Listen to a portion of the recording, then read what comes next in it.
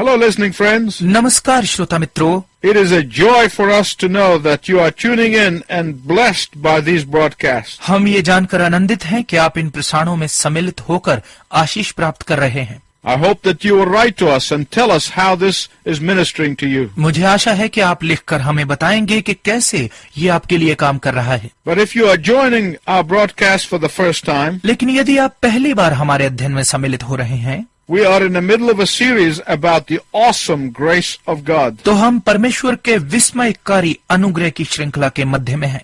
Last time we learned from Ephesians 2:1-10 पिछली बार हमने इफिसियों 2 अध्याय के 1 से 10 पदों में से सीखा that we inherited a sinful nature from Adam and Eve. कि पाप पूर्ण स्वभाव हमें आदम और हवा से विरासत में प्राप्त हुआ। So in our past, we were dead men and women walking. इसलिए अपने अतीत में हम चलते फिरते मुर्दा स्त्रियां और पुरुष थे। Also in our past, we were enslaved to sin and the world system. अपने अतीत में हम पाप के और सांसारिक प्रणाली के भी गुलाम थे। But today, my listening friends, I want to tell you that also in our past, we were subject to God's wrath. लेकिन श्रोता मित्रों, आज मैं आपको बताना चाहता हूं कि अपने अतीत में हम परमेश्वर के क्रोध का भी विषय थे। Someone may say, शायद कोई कहेगा, God is loving and merciful, and I can even believe that He is just, but not that He has wrath. परमेश्वर प्यार करने वाला और दयालु है और मैं ये भी विश्वास कर सकता हूँ कि वो न्याय करता है, लेकिन ये नहीं कि उसमें क्रोध भी है। Surely that is an old-fashioned concept. निश्चय ही ये पुराने रिवाज के प्रकार का विषय है। Do you know why the average person does not take God's wrath seriously? क्या आप जानते हैं कि क्यों एक औसत व्यक्ति परमेश्वर के क्रोध को गंभीरता से नहीं लेता? Because they do not take sin seriously. क्योंकि वो पाप को गंभीरता से नहीं लेते। How could they? वो ऐसा कैसे कर सकते हैं? They are dead in trespasses and sin. वो पाप और गुनाहों में मुर्दा हैं। But my listening friends, Paul is saying to the Christian that you were under wrath. लेकिन मेरे श्रोता मित्रों, पौलुस मसीहियों से कह रहा है कि तुम क्रोध के भागी थे। If you have received the grace of God, यदि तुम्हें परमेश्वर का अनुग्रह प्राप्त हुआ है, if you have received the gift of salvation from the hand of God, यदि तुमने परमेश्वर के हाथ से मुक्ति का वरदान प्राप्त किया है, you are no longer under wrath anymore. तुम अब से क्रोध के भागी नहीं हो। You will never be under wrath ever again. तुम आगे से कभी भी दोबारा क्रोध के भागी नहीं होगे। You were born under wrath, तुम क्रोध के अधीन जन्मे, but if you are born again, लेकिन यदि तुमने नया जन्म प्राप्त कर लिया है, you are no longer under wrath. तुम अब से क्रोध के अधीन नहीं हो। If you have not received God's grace, you can ask Him for it today. यदि आपने परमेश्वर का अनुग्रह प्राप्त नहीं किया है, तो आप आज ही उससे ये मांग सकते हैं। That's how grace takes away our dismal past. इस तरह से अनुग्रह हमारे शोकमय अतीत को दूर कर देता है। Secondly, दूसरा, grace gives us a glorious present. अनुग्रह हमें एक शानदार वर्तमान देता है। The Christian past is a dreadful condition, but when grace comes in, everything is changed. एक मसीही का अतीत एक भयानक स्थिति होती है, लेकिन जब अनुग्रह आता है तो सब कुछ बदल जाता है। Listen again to Ephesians 2:4-5. एक बार फिर से इफिसियों 2 अध्याय के 4 और 5 पदों को सुनिए। But because of His great love for us, God, who is rich in mercy, परंतु परमेश्वर ने जो दया का धनी है, अपने उस बड़े प्रेम के कारण made us alive with Christ even when we were dead in transgressions. It is by grace you have been saved. जब हम अपराधों के कारण मरे हुए थे, तो हमें मसीह के साथ जिलाया। अनुग्रह ही से तुम्हारा उद्धार हुआ है। We are no longer dead men and dead women walking. अब से हम चलते फिरते मुर्दा स्त्रियां और पुरुष नहीं हैं। You are a live man walking. आप एक जीवित चलते फिरते व्यक्ति हैं। You are an alive woman walking. आप एक जीवित चलती फिरती स्त्री हैं। It is by grace that you have been saved. ये अनुग्रह के कारण ही है कि आप बचाए गए हैं। By grace, God raised us up with Christ. अनुग्रह के द्वारा परमेश्वर ने हमें मसीह के साथ जीवित किया, And by grace, God seated us with Him in the heavenly realm. और अनुग्रह के द्वारा परमेश्वर ने हमें स्वर्गीय राज्य में उसके साथ बिठाया। Do you know what that means? क्या आप जानते हैं कि इसका क्या अर्थ है? It means that you are set free from sin and the power of sin and the consequences of sin. इसका अर्थ है कि आप पाप की शक्ति और पाप के परिणामों से स्वतंत्र कर दिए गए हैं। Why? क्यों? It is because there are no slaves in heaven. ये इसलिए क्योंकि स्वर्ग में कोई गुलाम नहीं होते। And if you are seated in the heavenly realm, beloved friends, you are no longer enslaved to sin. और यदि आप स्वर्गीय राज्य में बैठे हैं प्यारे मित्र, तो आप अब से पाप के गुलाम नहीं हैं। Do you know, my listening friends, what that means? मेरे श्रोता मित्रों, क्या आप जानते हैं कि इसका क्या अर्थ है? It means that if you are the recipients of God's grace, इसका अर्थ है कि यदि आप परमेश्वर के अनुग्रह के प्राप्तकर्ता हैं, you can have victory over lust. तो आप अभिलाषा पर विजय पा सकते हैं। You can have victory over greed. आप लालच पर विजय पा सकते हैं। You can have victory over anger. आप क्रोध पर विजय पा सकते हैं। You can have victory over all addictions. आप सब आदतों पर विजय पा सकते हैं। My listening friends, this is very important. मेरे श्रोता मित्रों, ये बहुत महत्वपूर्ण है। When grace comes in, power comes in. जब अनुग्रह आता है तो शक्ति आती है। When you come to Christ, the chain was broken and you have been set free. जब आप मसीह के पास आते हैं तो जंजीर तोड़ दी जाती है और आप स्वतंत्र हो जाते हैं। Please listen carefully to what I'm going to tell you. कृपया ध्यानपूर्वक सुनिए जो मैं आपको बताने जा रहा हूँ।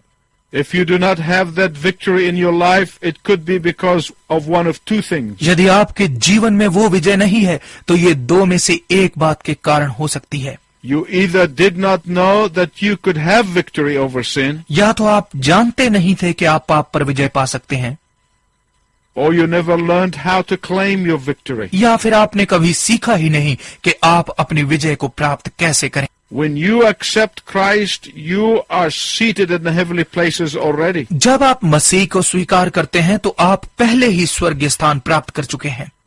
This does not happen sometime down the road when your earthly tent folds. ये जीवन के अंत में किसी समय नहीं होता जब आपका शारीरिक तंबू बंद हो रहा होता है। No, this happens the moment you come to Christ. नहीं, ये उसी क्षण होता है जिस क्षण आप मसीह के पास आते हैं। At that moment you are seated in the heavenly realm. उसी क्षण आप स्वर्गीय राज्य में स्थान प्राप्त कर लेते हैं। You are seated in the heavenly places already. आप पहले से ही स्वर्गीय स्थानों में स्थान प्राप्त कर चुके होते हैं। Some of you may be looking right now at verse 8 of Ephesians 2 and asking the question, आप में से कुछ शायद इस वक्त इफिसियों 2 अध्याय के 8 पद को देखते हुए ये प्रश्न पूछ रहे होंगे, how can we be saved by grace alone and faith alone? हम कैसे केवल अनुग्रह और केवल विश्वास के द्वारा बचाए जा सकते हैं? Here's what Paul said, ये है जो पौलुस ने कहा, for it is by grace you have been saved through faith, and this not from yourselves, it is the gift of God. क्योंकि विश्वास के द्वारा अनुग्रह ही से तुम्हारा उद्धार हुआ है और ये तुम्हारी ओर से नहीं वरन परमेश्वर का दान है। Many people think that faith is something that they have to generate from within. अधिकतर लोग सोचते हैं कि विश्वास एक ऐसी चीज है जो उन्हें अपने अंदर से पैदा करनी है। That is not true. ये सच नहीं है। When you exercise faith in believing and receiving God's gift of eternal life, that faith was not ours to begin with. जब आप विश्वास का प्रयोग करते हुए विश्वास में परमेश्वर की ओर से अनंत जीवन का वरदान प्राप्त करते हैं तो शुरुआत करने के लिए वो हमारा विश्वास नहीं था। God gave it to us as a gift. परमेश्वर ने इसे हमें वरदान के रूप में दिया। Otherwise, faith would be your merit. नहीं तो विश्वास आपकी योग्यता होता। And you cannot be saved by your merits. और आप अपनी योग्यताओं से नहीं बचाए जा सकते। Oh yes, grace takes away our dismal past. ओ हाँ, अनुग्रह हमारे शोकमय अतीत को दूर कर देता है। And grace gives us a glorious present. और अनुग्रह हमें एक शानदार वर्तमान देता है। But thirdly, grace leads us to a very bright and stupendous future. लेकिन तीसरी बात, अनुग्रह बहुत उज्जवल और आश्चर्यजनक भविष्य की ओर हमारी अगुवाई करता है। Paul is telling us that the grace of God not only takes away our dismal past, पौलुस हमें बता रहा है कि अनुग्रह न केवल हमारे उदासीन अतीत को ही दूर कर देता है, that the grace of God not only gives us a glorious present, कि अनुग्रह न केवल हमें शानदार वर्तमान ही देता है, but our futures are also as bright as God himself. लेकिन हमारे भविष्य भी वैसे ही उज्जवल हो जाते हैं जैसे खुद परमेश्वर है। What do I mean by futures in the plural? भविष्य को बहुवाचक रूप में बोलने से मेरा क्या अर्थ है? There is an immediate future mentioned here in verse 10. यहाँ 10 पद में एक निकटतम भविष्य का वर्णन किया गया है। For we are God's workmanship, created in Christ Jesus to do good works which God prepared in advance for us to do. क्योंकि हम परमेश्वर के बनाए हुए हैं और मसीह यीशु में उन भले कामों के लिए सृजे गए जिन्हें परमेश्वर ने पहले से हमारे करने के लिए तैयार किया। And then there is a distant future mentioned in verse 7. और फिर 7 पद में एक दूरवर्ती भविष्य का वर्णन किया गया है। In order that in the coming ages he might show the incomparable riches of his grace expressed in his kindness to us in Christ Jesus. कि वो अपनी उस कृपा से जो मसीह यीशु में हम पर है आने वाले समयों में अपने अनुग्रह का असीम धन दिखाए। Our immediate future consists of the wonderful occupation of being ambassadors for the King of Kings. हमारा निकटतम भविष्य राजाओं के राजा के हमारे उसके राजदूत बनने के सुंदर अधिकार से बना हुआ है। Just as the ambassador does not do what he or she wants to do, बिल्कुल वैसे ही जैसे राजदूत अपनी मर्जी नहीं करता या करती, just as the ambassador does not live the way he or she likes to live, बिल्कुल वैसे ही जैसे राजदूत अपनी इच्छा का जीवन नहीं जीता या जीती, but rather the ambassador represents his or her own country, लेकिन इसके बजाय वो अपने देश का प्रतिनिधित्व करती या करता है। so do those who are saved by grace. और ऐसा ही वो करते हैं जो अनुग्रह से बचाए गए हैं।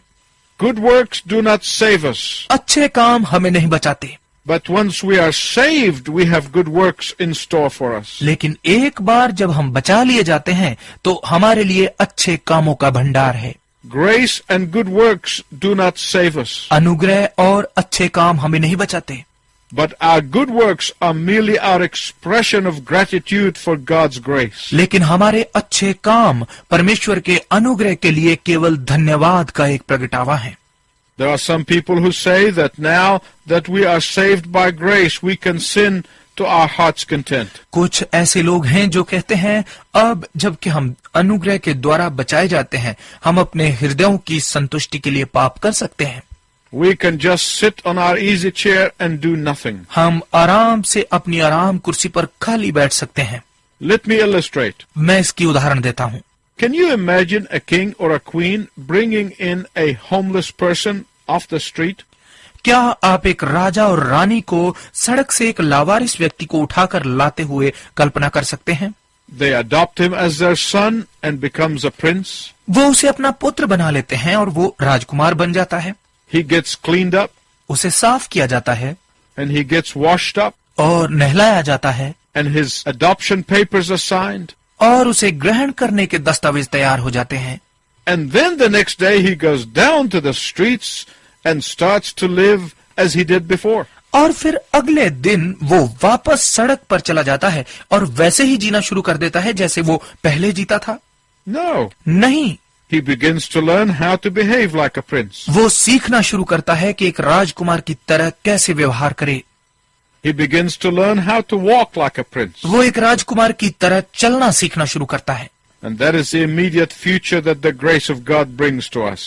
और यही है निकटतम भविष्य जो परमेश्वर का अनुग्रह हमारे लिए लाता है। But in verse 7 of Ephesians 2, Paul talks about the destined future. लेकिन इफिसियों 2 अध्याय के 7 पद में पौलुस दूरवर्ती भविष्य के विषय में बात करता है। That in the ages to come he might show the surpassing riches of his grace in kindness toward us in Christ Jesus. कि वो अपनी उस कृपा से जो मसीह यीशु में हम पर है आने वाले समयों में अपने अनुग्रह का असीम धन दिखाए। God has been gracious to us here and now, परमेश्वर यहाँ अब तक हम पर अनुग्रहकारी रहा है, but he is going to be far more gracious in the hereafter. लेकिन इसके बाद वो कहीं अधिक अनुग्रहकारी होने वाला है। God has blessed us here and now, परमेश्वर ने हमें अब यहाँ आशीष दी है, But this is nothing in comparison to the blessings that He will bestow upon us in the hereafter. लेकिन ये उन आशीषों की तुलना में कुछ भी नहीं है जो इसके बाद वो हम पर उंडेलेगा। There is no good thing that He will ever withhold from those who are saved by grace. ऐसी कोई अच्छी वस्तु नहीं है जो वो उनसे छिपा रखेगा जो अनुग्रह के द्वारा बचाए जाते हैं। For it is by grace that you are saved. क्योंकि ये अनुग्रह ही है जिसके द्वारा आप बचाए जाते हैं।